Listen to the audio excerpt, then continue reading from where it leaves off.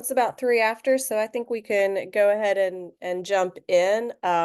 Thanks so much to everyone who is joining us today. I do just want to give you a quick heads up that this meeting is being recorded, so that way anyone who wasn't able to make it can catch all the juicy stuff later when it's more convenient for them.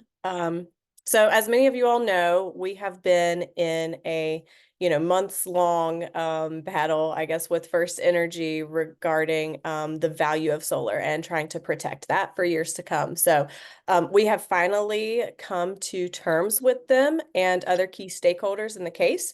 So we're here today to just talk about what that all means for homeowners and residents in West Virginia, for the future of solar in the Mountain State. And to walk us through that today is founder and CEO of Solar Holler, Dan Conant. So as he's presenting, please feel free to utilize the chat for questions. I would ask that everyone put themselves on mute. I think everyone has already done that, so thank you. And then we'll also have time at the end for Q&A as well. So with that, Dan, I will let you take it over. Great. Thanks so much. And Karina, can you go ahead and start sharing the slide deck that we've got? Yes, of course. So, well, thank you all so much for spending some quality time with us today. I really appreciate it. What I was hoping to do today is really highlight some of the successes of the campaign. I want to start out with what First Energy originally proposed, and then what the terms of this settlement are and kind of where we go from here. So I want to walk you through all that. Yeah, this will probably take me about 15 minutes to go through the key details, and then from there we'll be able to open it up to questions on anything that comes up as you're seeing all this. So next slide, please, Karina. Just scroll down since it's a PDF. There we go. Okay. Cool. So First Energy originally filed to get rid of net metering back in May of last year. So as Heather mentioned, we've been at this for a while now. It's really been dominating our lives, at least here at Solar Holler. The original proposal that First Energy put out there was 2 paragraphs in length total. That was all they put in their original proposal. They asked for a 6.6 cent value of solar. So rather than 1-to-1 retail, which is what we have now, they wanted to cut that in half, take it down to 6.6 cents, and then make that floating and only tied to the energy being put onto the grid, not to all the other values. And then importantly too, they had put in a deadline of March of 24, aka a couple weeks from now. Because of that, we actually had to shut down our sales and stop taking new applications in the middle of last fall because we couldn't guarantee that they weren't going to slow walk it. It really put the timeline in their hands. So there wasn't really much to their proposal, but of course it was existential for the solar industry. So we jumped right in and started organizing. Next slide, please. Okay. So there are 2 key parts to what we negotiated with First Energy. The other parties in this, by the way, it was us, and by us I mean Solar Holler, First Energy, the Public Service Commission staff, the Public Service Commission's consumer advocate, as well as Energy Efficient West Virginia / Solar United Neighbors. So everybody was, all of those groups had intervened in the case. And in order to come to a settlement, you had to get everybody on board with it.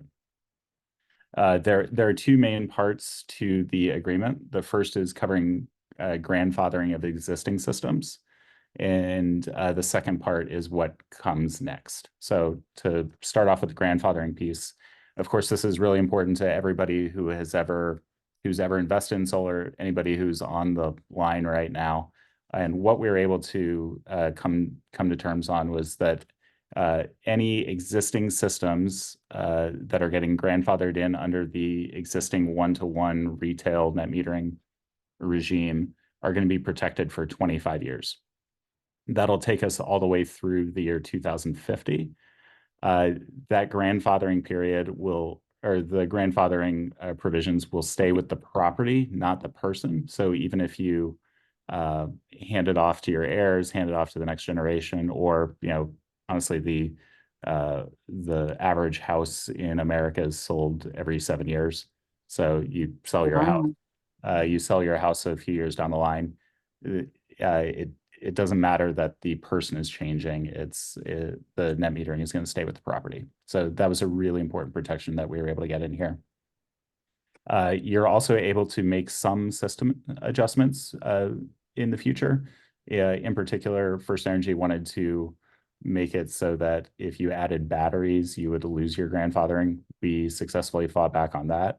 And so for folks who want to add storage down the line, you can do that without impacting your net metering. You can also add up to 10% more panels or 1 kilowatt, whichever is greater. Really, it's not really designed to be a piecemeal adding more every year kind of thing. It's really meant around the idea behind this was that, you know, 15 years from now, technology might have changed, will likely have changed, and you might not be able to get the exact same inverters or equipment to replace the originally installed equipment on a one-to-one basis. So this gives us wiggle room to be able to use whatever the then current technology is without adjusting or without losing net metering. And then really importantly here are the deadlines. So as I mentioned, in the original proposal, they wanted to cut it off. FirstEnergy wanted to cut it off in March. We were able to negotiate a reopening of the queue, and anybody who submits an interconnection application by December 31st of this year will be able to be grandfathered. Importantly, that's an interconnection application, not an installation, not waiting for the meter to get installed by FirstEnergy techs. We were a really hard line for us was making sure that FirstEnergy did not control any part of the timing of the process. It had to be on the customer, on the contractor to put you into the queue. So that's exactly what we're able to do here. Anybody who submits an interconnection application by December 31st will be grandfathered. And then from there, you have a year to actually install if you're residential, or 18 months if you're commercial, due to longer timelines on the commercial front. You'll see a certificate of completion there. What that means is it has to be inspected by a third-party electrical inspector by December 31st, 25, in order to meet that deadline. So the really good news here is that we've been able to open it up again for residential customers to get the existing deal through all of this year and really next year too. So we are expecting a huge spike in the number of folks wanting to get in and kind of reserve the existing program.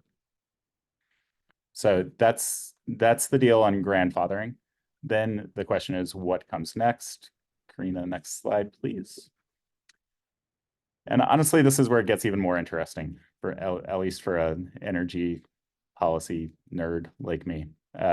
So for anybody who is not under the existing program, there's going to be a new concept of an export rate. So rather than getting a kilowatt hour credit on your bill, you would instead convert those kilowatt hours into dollars at a rate of 9.34 cents per kilowatt hour. Importantly, that's going to be the same rate no matter who you are. If you're residential, if you're a farm, if you're a church, if you're a school, if you're a giant steel mill, everybody is going to get that same rate. And also importantly, it is only for the energy going back onto the grid. So if you use the power instantly in your TVs, fridges, ovens, whatever you got going on, you're still offsetting retail. It's just what you're putting back onto the grid that gets valued at that 9.3 cent rate. The way we got there, you'll notice that it's very different from 6.6, which is what First Energy originally asked for.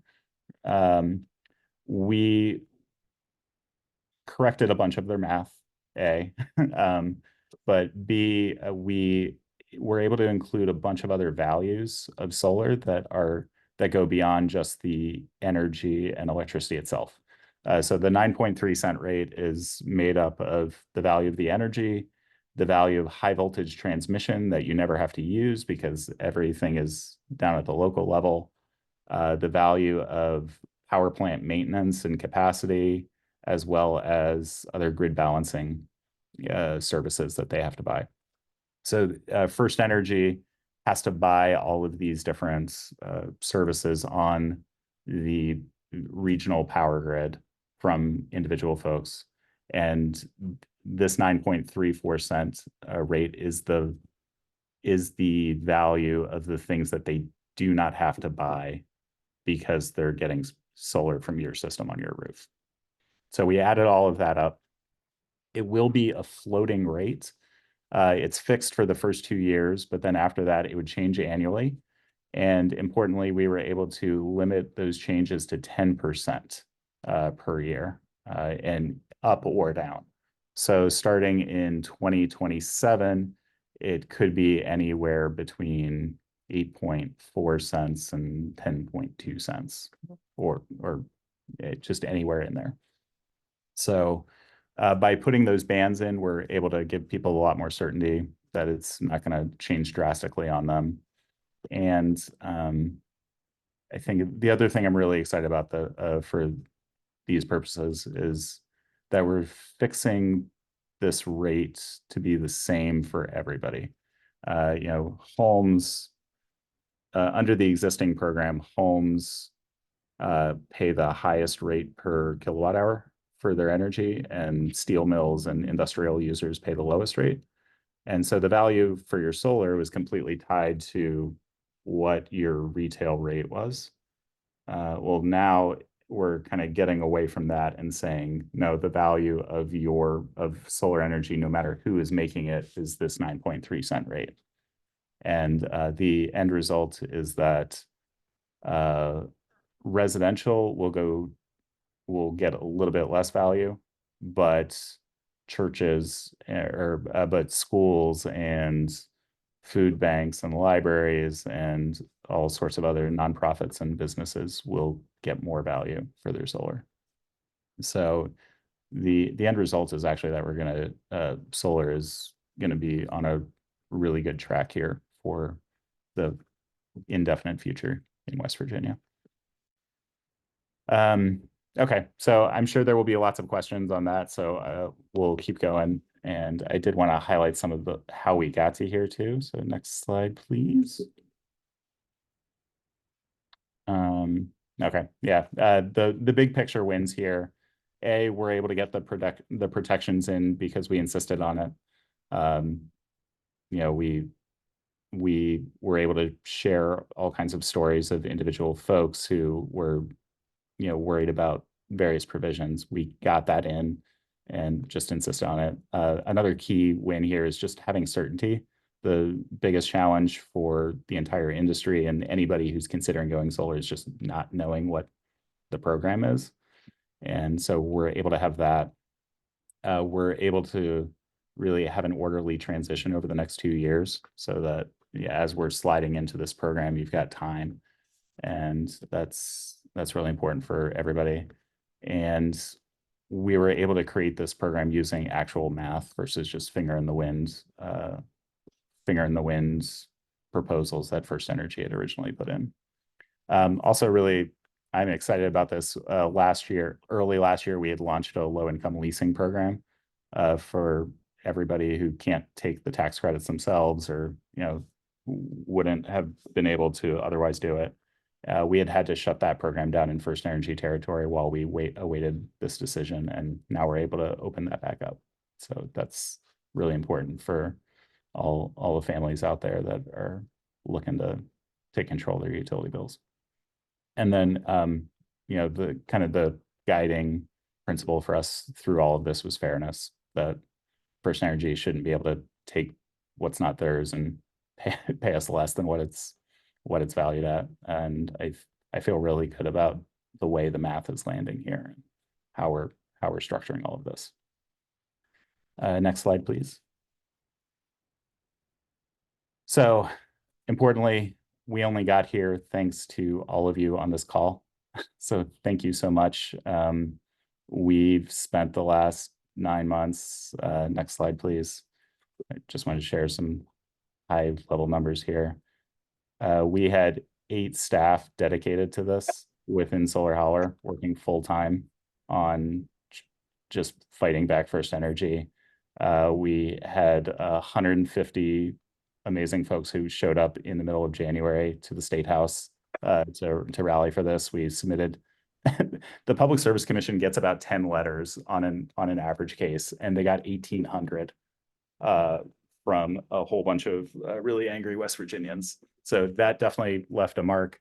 And then over the course of about 3 days in January, we flooded every single delegate and senator in the email with, every single delegate and senator in the state with 3,000 emails asking them to protect solar.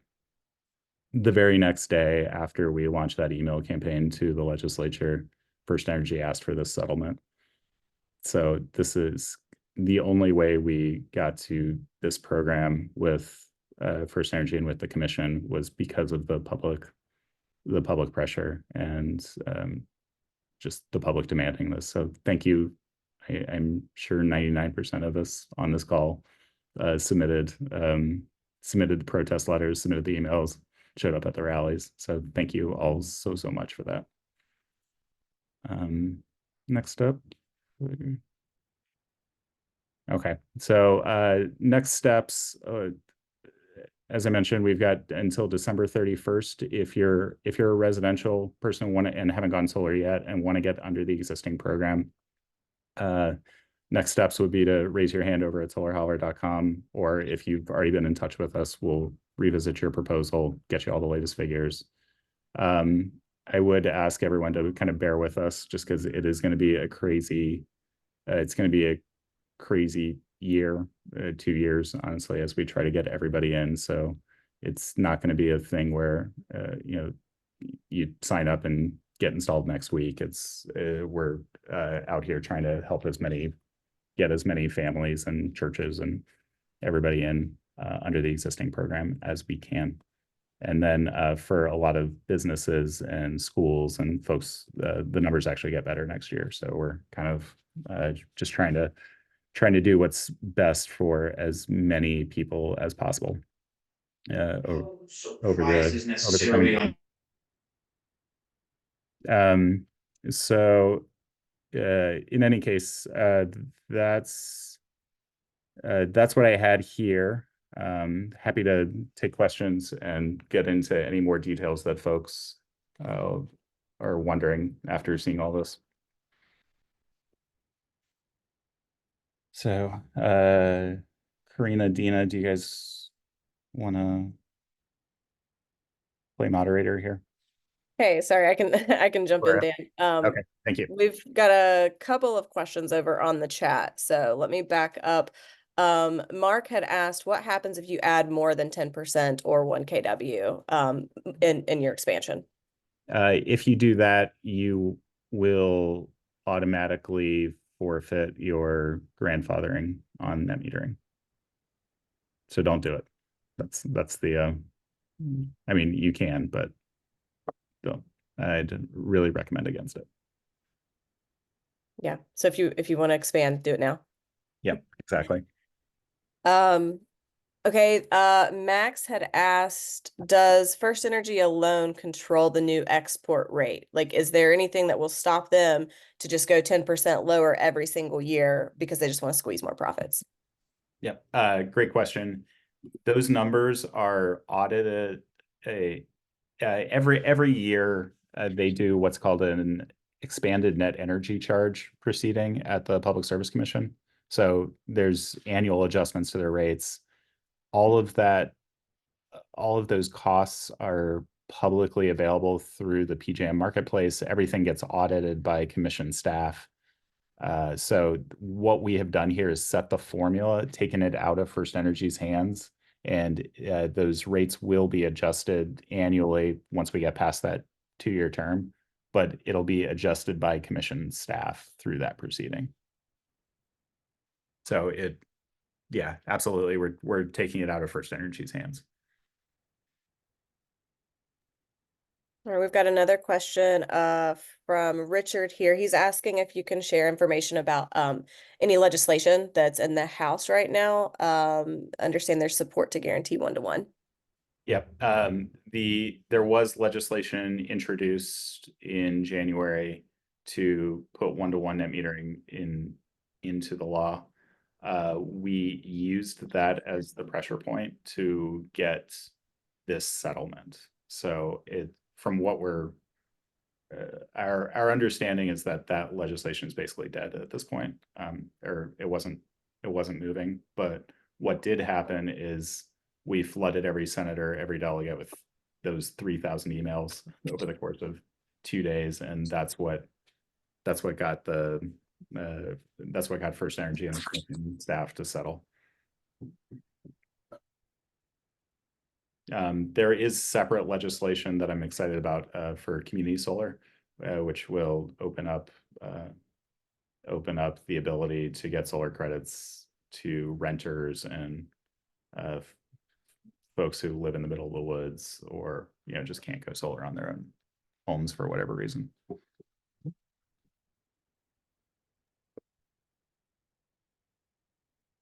All right, Diane has asked, I have batteries, but we'll need to replace them in the coming years. If I understand correctly, that will not be a problem. That is correct. That is correct. Actually, one thing that FirstEnergy had been doing to folks that we were able to get walked back here is they were trying to hold. They were telling us we could install less solar on people's homes because we were putting in batteries. They were trying to add up the how much power your batteries could put out with how much solar you could put out, and we walked that back. So yeah, there will be no impact of battery systems on your net metering, on how big your systems can be anymore. And basically, it's none of their business. The only reason people need batteries in the first place is because the grid is not stable enough. So yeah, so Diane, don't worry about that.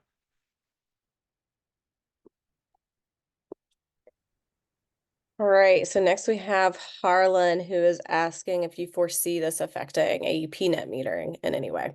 We do. It wouldn't make sense to have one program in half the states and one program in the other half. And that's why we really ran this as a statewide campaign from the start. We expect that this has now set the precedent for AEP folks as well. We are hearing that AEP is going to be filing a similar case later this year. We don't know the exact timelines on it, but I'd expect now that we have this in place, we expect AEP to go for this same thing, and we expect the commission to go for a very, very similar proposal here. And so, Dan, speaking of the commission, is it worth mentioning kind of next steps in this process?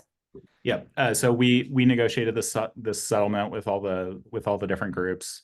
It still has to be signed off on by the commission, by the commissioners themselves. They approve any settlements. We expect that here in the next couple of weeks. So I'm having a hard time imagining them not going for it, but it's still required. All right, Dan, elevator pitch. We were asked to summarize the presentation for those who joined late. Recap the highlights. Recap. All right. First Energy wanted to completely kill solar. We fought back. We all fought back. Flooded Charleston with everything we had. Settlement is we've reopened it for 2 years, so or through the end of the year, with installations going into next year. So if you want the existing system, you've still got time, but you got to get in this year. You got to get in line this year, and then it does. And then we built a whole bunch of other protections in for folks. Hey, Dan, this is Brian Wickline in Monroe County. A recent customer of your all's. Appreciate you guys going to bat for us on this. I know the energy that we actually sell back on the grid, there is a cost to First Energy on that, as far as transportation of energy, et cetera. Was that part of the discussion? Because I know we're paying like 12 cents per kilowatt hour here. And we end up with I guess the 9.43. So that remaining portion, was that part of that cost of doing business with them? Yeah. So when we went through every single line item of categories of things that they have to buy to deliver power to you. And I mentioned transmission. We included the cost of high voltage transmission. So, that's not the individual lines going up and down your road. That's the huge interstate, basically highways for electricity. When you put solar onto the grid in your neighborhood, in your house, you're not using that high voltage transmission, but you are using the distribution lines. And so we can't completely avoid those costs. We also can't avoid tree trimming, or there are other maintenance things that have to go on at that local level that we really can't avoid with putting solar onto the grid.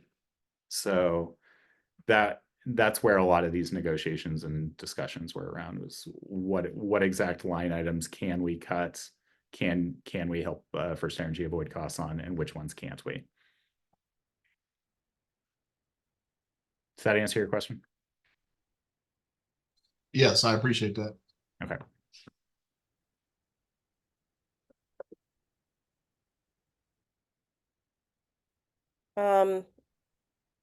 Is there anyone else that has a question? I think I see a hand. Eric's. Hey, Dan. Hey, y'all.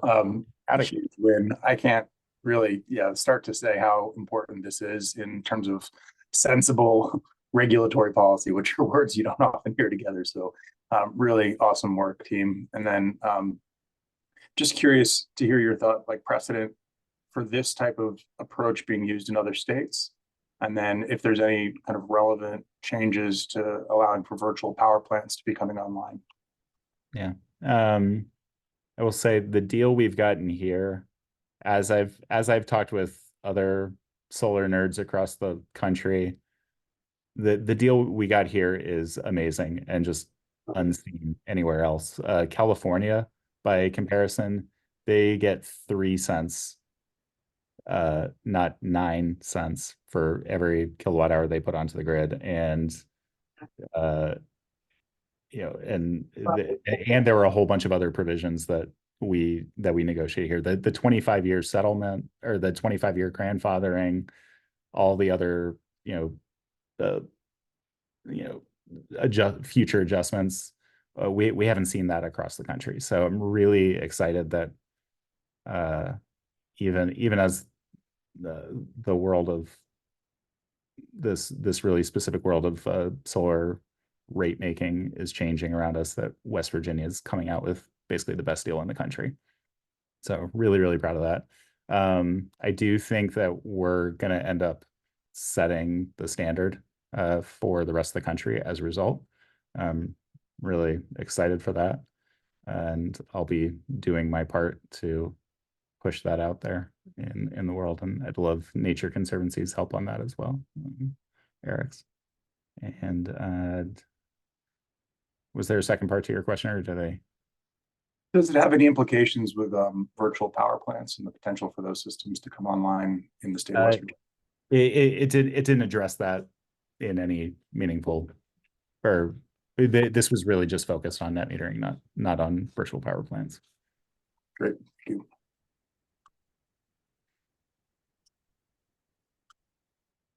Hi, could I ask a question? Yes, ma'am. Thank you. And you may have addressed this in the beginning, and I do apologize. And thank you for recapping. But as far as property valuation, have you done or are there studies showing whether or not we're seeing an increase in property valuation? You talked about that 7-year turnover, and that truly does happen in Mon County. There is a 7-year turnover here with the university that sort of pushes that along. So is there data yet collected on how this impacts private? I'm talking about private property. There were studies from the National Renewable Energy Lab a few years back. I think those might be 5 or 6 or 7 years old now. And that was really focused on California. We've never had a really meaningful study here in West Virginia. Honestly, just because there's so few comps on the market of houses that have sold with solar. Okay. It's Sure. Yeah, we just don't really have the data around it. Okay. I'm sure that when it does come out, it will be in support, and it will, people will be excited about the data that does come out. So I would be surprised if it went anywhere but in the positive direction for property owners to invest. So thank you for your answer. I appreciate it. No problem. Hi, Mom. I just wanted to shout out that my mom joined. Could I ask one question? Yes, Jeff. I'm someone, I have not yet put up my system, but I'll get off this webinar and write you a note and say, come back to my proposal, give me some new stats.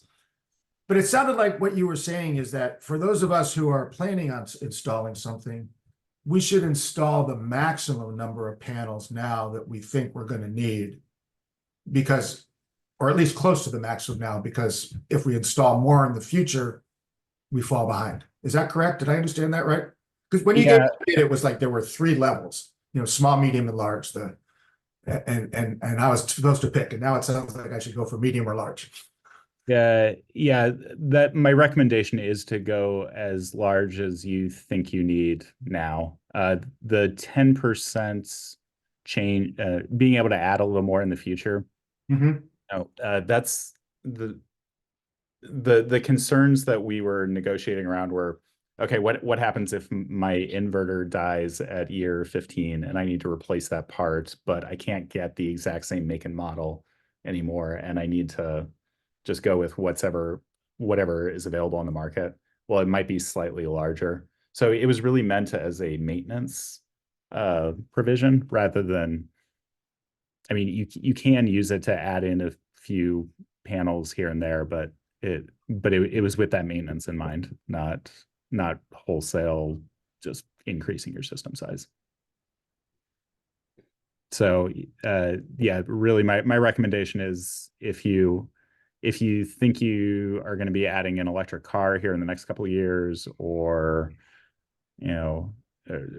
or you're about to go into the homebrew business and start launching a little manufacturing facility in your backyard, anything like that, I'd really recommend planning for now and Right. going. Can we pay for this system with homebrewed beer?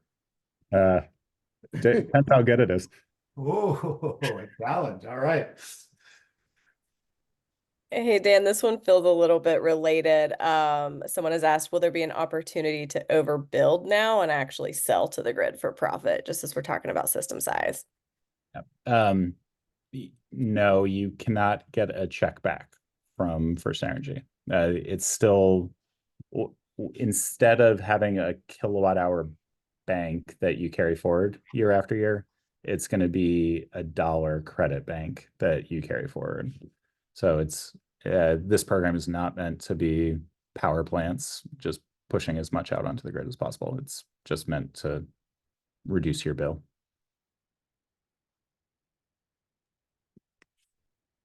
All right, and then the Webster County Commission has asked, what's the difference in 1-to-1 for 25 years and the 9-cent plan?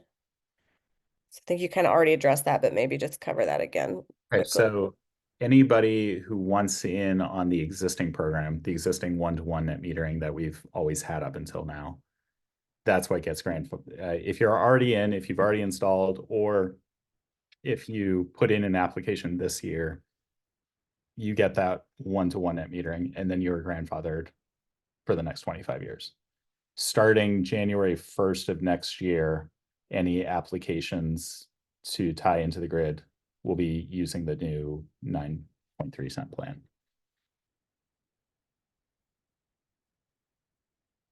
Are there any provisions for changing that 9-cent thing due to inflation or anything like that? Yeah, those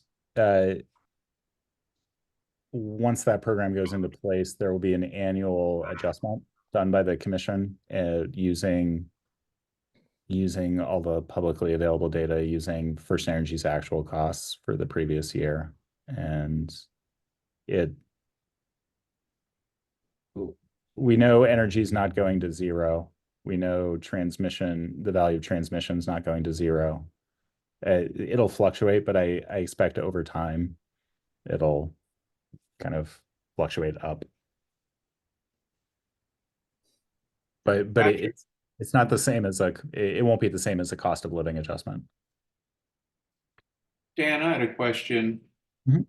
After the 25-year period, I missed this probably in the beginning. After the 25-year period, if you already have an array, it just clicks into that 9.5%. Is that it? Yep, exactly. And I did not mention this, but everybody will be on the same date. So even if you got installed 10 years ago, 5 years ago, getting installed in the coming year, everybody has the same cutoff date for grandfathering, which is December 31st, 2049.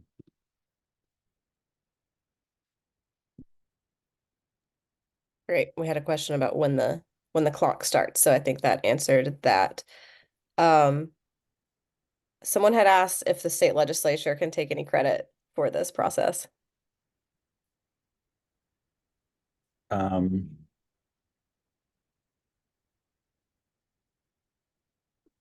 sure. Here, just one sec. I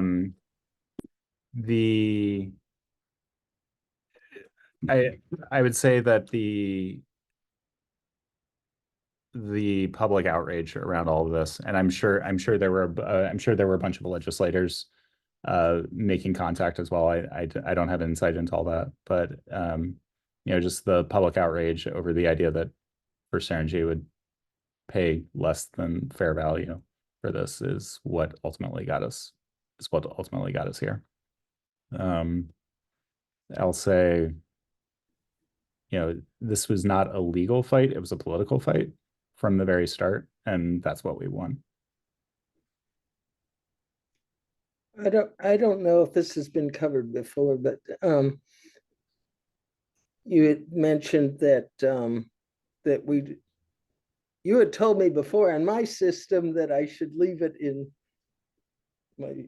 your father's name, even though he died, and but that going forward, it would apply to the system, not the owner of the system.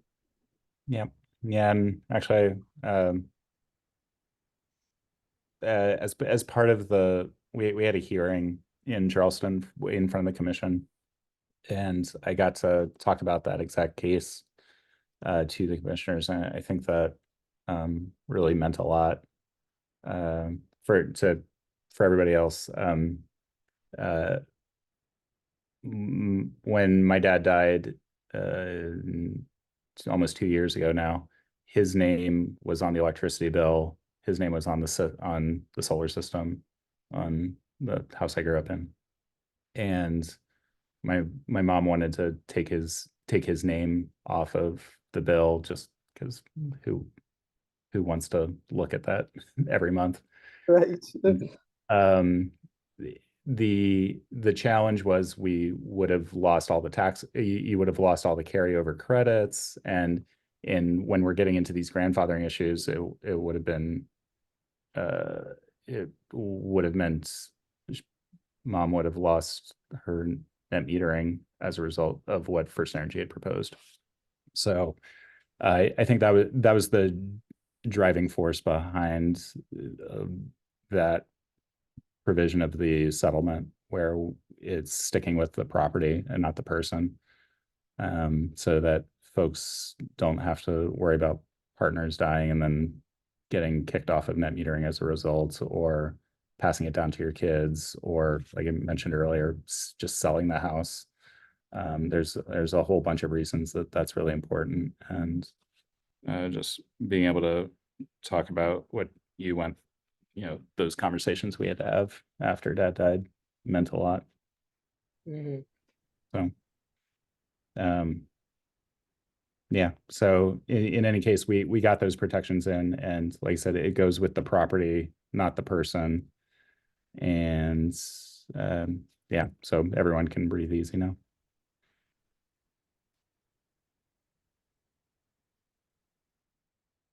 Dan, Greg has a question, I think related to commercial systems. What effect will this have on demand charges? Glad you asked. For the first time, we'll be able to go after demand charges. So this won't affect homes. If you're a family, you're just paying a fixed rate per kilowatt hour. But if you're a business or a school or any large commercial operation, a lot of times half your bill will be energy and half your bill will be how much your peak demand is. And for the first time now, we'll be able to go after those demand charges. So the way it'll work is whatever you export onto the grid gets valued at the 9.3 cents, and then it just gets deducted from your bill as a credit. You're no longer limited to just one portion of the bill. So that's huge for industrial facilities, for schools, for any customers like that. We can finally try to offset all of their bill, not just a portion. And what about SRECs? Were there any discussions regarding those? We do not have SRECs in West Virginia or through any kind of West Virginia program. This does not create those. No changes to renewable energy credit programs. And then Aaron has asked, so net metering with grandfathered systems, is the credit still a credit or will it change to a dollar amount too? So maybe just clarify. For grandfathered systems, the exact same program stays in place. So you get a kilowatt hour credit bank. Nothing changes. And then Clifton has asked, what is the next anticipated fight, if there is one? I'm actually really excited about this settlement because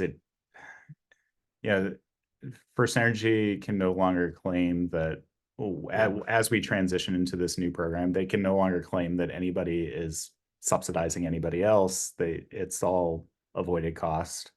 The money they would have spent anyway. So I'm hopeful that we have kind of short-circuited any of those complaints going forward. There is still a 3% cap on how much of the grid can be powered by solar. So I expect as we get closer to, right now we're at 0.4% in Mon Power and about 1% in Potomac Edison. So as we get closer to that 3% threshold, we'll need to eliminate it. So that'll come down the line, but I don't see that being nearly as contentious.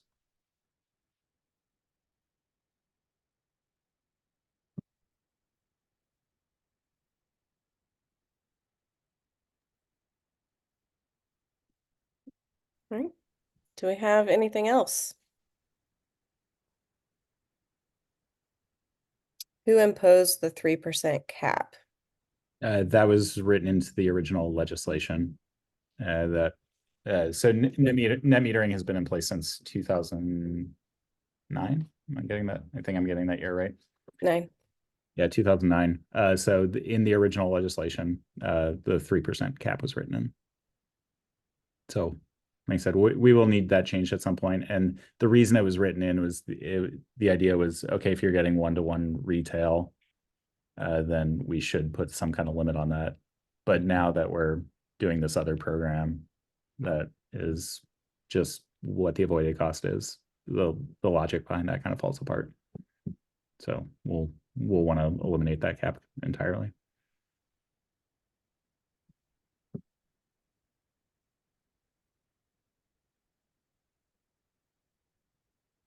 Any last questions?